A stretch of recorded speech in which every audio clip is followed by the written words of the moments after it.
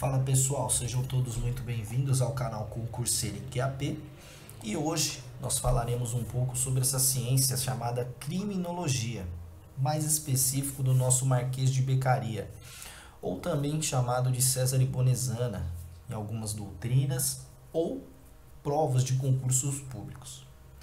Então vamos lá, quem foi Marquês de Beccaria? Marquês de Beccaria ele é considerado o pai da escola clássica do direito penal, que também é chamada de escola retribucionista. Nasceu em 15 de março de 1738, foi um jurista e um filósofo.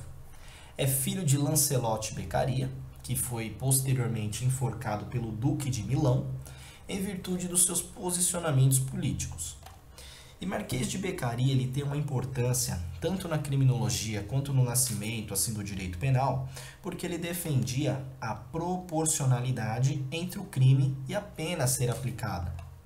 Baseou-se nos conceitos do iluminismo para questionar as arbitrariedades da justiça criminal da época. O iluminismo, pessoal, foi um movimento filosófico que veio para trazer um novo rumo na sociedade. Ele trouxe uma ideia de substituição da emoção pela razão, convertendo o que? A arbitrariedade na justiça. O que aconteceu? Durante muito tempo nós passamos na Idade Média por um período chamado de período da vingança. E esse período ocorreram muitas arbitrariedades, mortes injustas, torturas, tratamentos desumanos, não havia qualquer tipo de resquício de liberdade para as pessoas, de proporcionalidade nas penas que eram aplicadas. O Estado era totalmente arbitrário e, além disso, havia muita influência da religião na aplicação das penas. Portanto, o iluminismo ele veio para trazer um novo rumo na sociedade, transformar esse sistema em algo mais humano.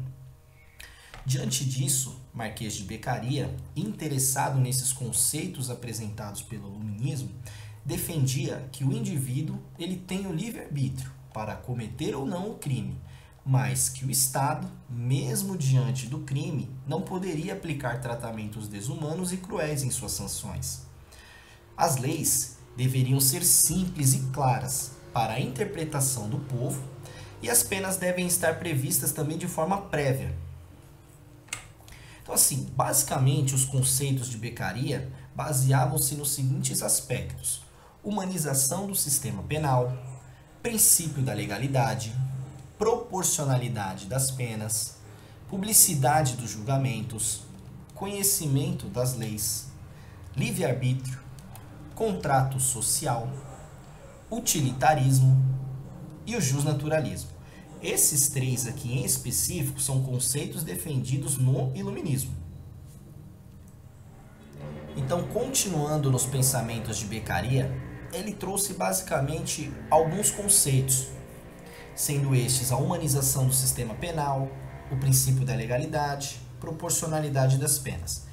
Então, no que diz respeito à humanização do sistema penal, também conhecido como movimento humanitário, Beccaria ele criticava o sistema penal, que era arbitrário e desumano, sendo inclusive contrário às torturas, mortes e julgamentos injustos que eram aplicados.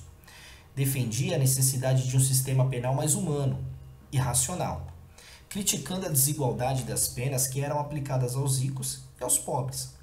Então, o que acontece? Diante da filosofia do iluminismo, ele percebeu que o sistema penal que era aplicado à época era totalmente errado. Era totalmente desumano e arbitrário. Não havia qualquer tipo de racionalidade e questões humanas naquele sistema. Havia necessidade de uma substituição. A gente precisava observar o lado humano da história. Havia necessidade de aplicar racionalidade nas questões penais. Você não pode tratar tudo de forma bárbara. Tudo era morte, tudo era tortura, tudo era julgamento injusto, era tudo a ferro e fogo. Não havia proporcionalidade, não havia racionalidade. Tudo era na base de punição, vingança. Então ele trouxe essa ideia de humanização do sistema penal, uma substituição daquilo que era aplicado naquele momento. Além disso, ele trouxe uma ideia do princípio da legalidade. Ele defendia que ninguém deveria ser punido sem que haja uma lei prévia, que estabelecia as condutas e suas respectivas sanções. Então ele observou o seguinte, que aquilo que estava sendo aplicado não havia maior cabimento.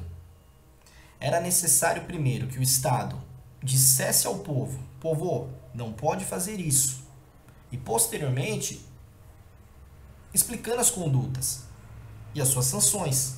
Ou seja, me diz antes o que eu não posso fazer de maneira prévia, e aí sim, caso eu cometa alguma conduta, eu receberei uma sanção. Isso é o princípio da legalidade. Me diz antes o que eu não posso e por escrito, que aí sim, se eu cometer essa conduta, eu devo receber uma sanção. E essa sanção deve ser aplicada de forma proporcional à gravidade do meu delito. Nós deveríamos, então, retirar o caráter de vingança da pena e utilizarmos uma filosofia de retribuição. Ou seja, se, mesmo diante de uma lei prévia, escrita, e eu cometer um crime, eu receberei uma sanção. Só que essa sanção não será com caráter de vingança, e sim uma retribuição pelo mal causado.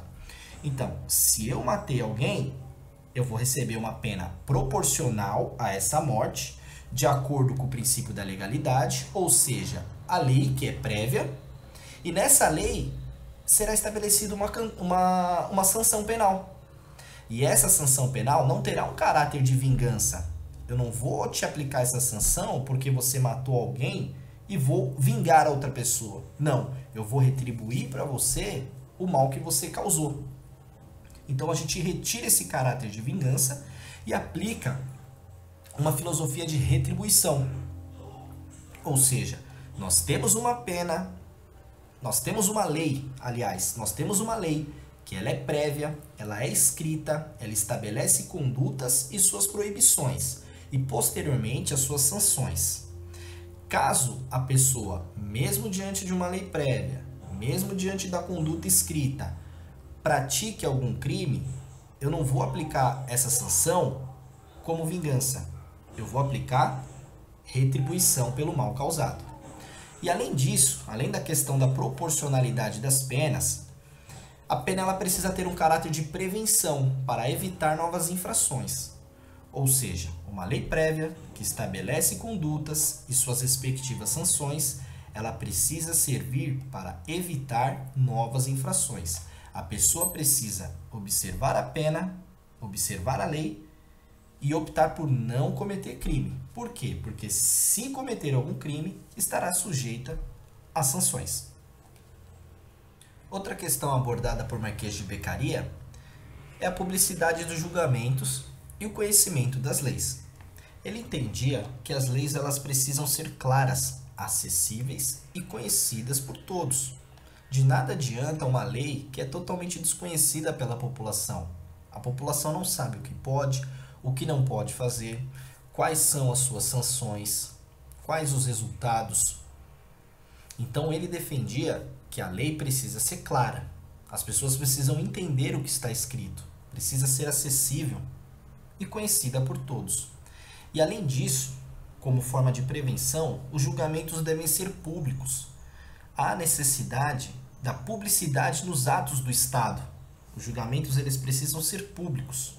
As pessoas precisam ter noção das sanções que são aplicadas pelo Estado. Os julgamentos, os resultados, tudo precisava ser transparente, tanto a lei quanto os julgamentos. No que diz respeito à pessoa, o ser humano, Marquês de Beccaria entendia que o ser humano ele é racional e dotado de livre-arbítrio, sendo plenamente consciente para cometer o crime. Ele entendia que não havia influências nas condutas das pessoas. As pessoas tinham sabedoria, sabiam da lei, mas mesmo assim optavam pelo cometimento do crime.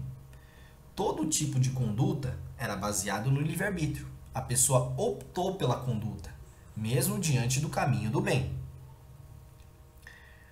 Outro ponto abordado por Beccaria é o contrato social, uma teoria amplamente desenvolvida, falada no Iluminismo, que trouxe novas ideologias acerca do vínculo das pessoas com o Estado. Isso tudo foi apresentado por Jean-Jacques Rousseau. Diante disso, Marquês de Beccaria, ele entendia que o contrato social servia para legitimar a atuação do Estado na aplicação das suas sanções. Através das condutas que eram expressas nesse contrato social, a sociedade renunciava a parcela da sua liberdade em troca da segurança e proteção. Nesse caso, o crime ele é visto como uma quebra de contrato entre a pessoa e o Estado. Uma vez que, sabendo sobre a conduta proibida, dotado de livre-arbítrio, a pessoa mesmo assim escolhia pelo cometimento do crime. Diante disso, seria necessária a aplicação de uma sanção para restabelecer a ordem social. Então vamos lá. Imagine que nós temos uma folha de papel. E nessa folha de papel estavam escritas as condutas permitidas e as proibidas. Esse contrato social, esse papel, servia para legitimar a atuação do Estado. E o que isso quer dizer? Esse contrato social, que era público, eram conhecidas pelas pessoas, permitia a atuação do Estado posteriormente em uma sanção, legitimava a atuação do Estado. Ou seja, eu tenho um contrato social, estou te explicando de forma prévia que você não pode cometer crime e que isso, se porventura for cometido, você terá uma sanção. Esse contrato social legitimava, promovia legalidade na atuação do Estado. Então a pessoa, mesmo diante do contrato social, sabendo que aquelas condutas eram proibidas, permitia que o Estado atuasse para restabelecer essa ordem social.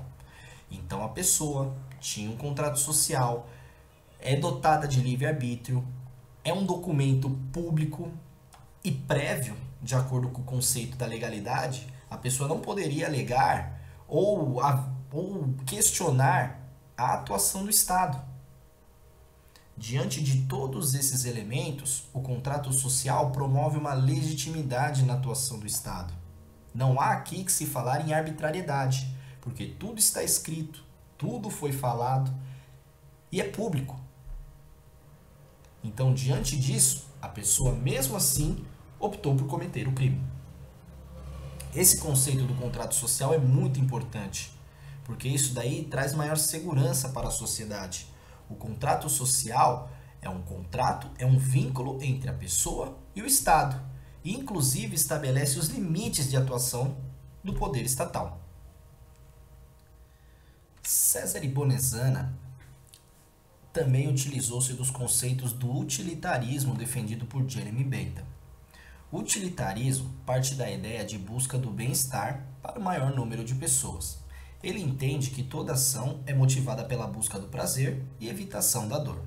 Nesse sentido, baseado nesses conceitos, Beccaria entendia que a pena deve ter um caráter útil para superar o prazer ou benefício que o crime poderia, porventura, oferecer ao infrator.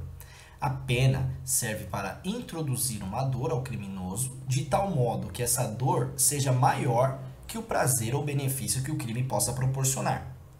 A pena deve trazer a ideia de um cálculo de custo-benefício na cabeça do infrator. Isto é, diante de uma possível conduta criminosa, se a dor esperada pela pena for maior que o benefício do crime, a tendência é que o crime não aconteça.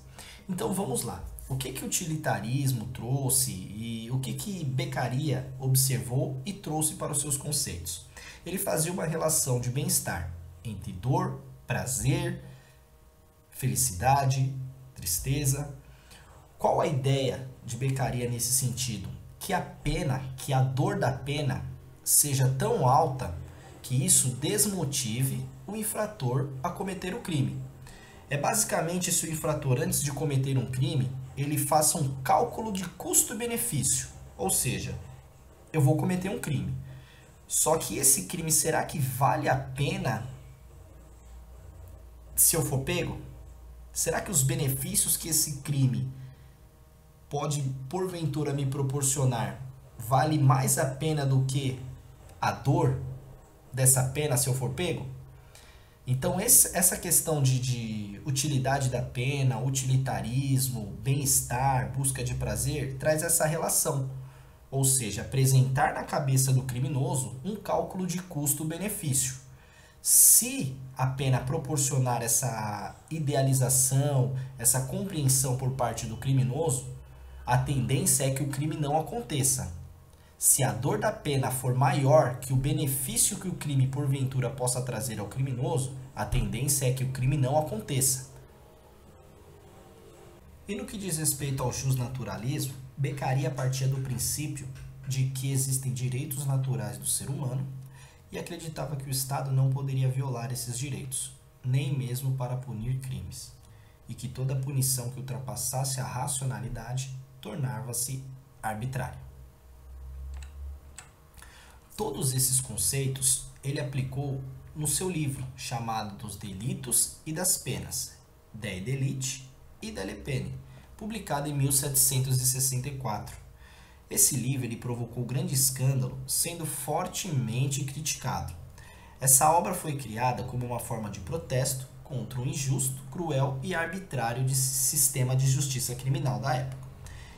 E os principais postulados foram os seguintes: que somente as leis podem fixar as penas para os crimes, que apenas os magistrados devem julgar os acusados, as atrocidades das penas não contribuem para o bem público, o juiz não deve interpretar as leis, mas sim aplicá-las. Deve haver proporcionalidade entre os delitos e as penas. O objetivo da pena deve ser para impedir a prática de um novo delito e dissuadir os demais. Não deve servir de castigo. As acusações não devem ser secretas. A tortura é sinônimo de barbaridade. O réu não deve ser considerado culpado antes de uma sentença condenatória. E a sociedade não tem o direito de aplicar a pena de morte. E mais útil que a repressão é a prevenção do delito. Então, pessoal, Marquês de Beccaria ele foi importante por confrontar o sistema de justiça criminal que era aplicado na época. Ele trouxe novas ideias, uma reformulação nesse sistema de justiça criminal, que era totalmente arbitrário, injusto, cruel. Ele trouxe uma nova utilidade da pena. Então, por esse motivo, ele é considerado um dos principais nomes da escola clássica e também da nossa criminologia, por trazer essa humanização das penas, observar o caráter da pena, retirar aquela questão de vingança e aplicar a retribuição. Trazer uma humanização para o nosso sistema de justiça criminal, certo? Aplicar a proporcionalidade, evitar arbitrariedades, penas de mortes e injustiças. E contribuir para que a arbitrariedade seja convertida em racionalidade. Tá certo? Então é isso aí. Quem gostou e quem puder, deixa um like, se inscreve no canal e até a próxima.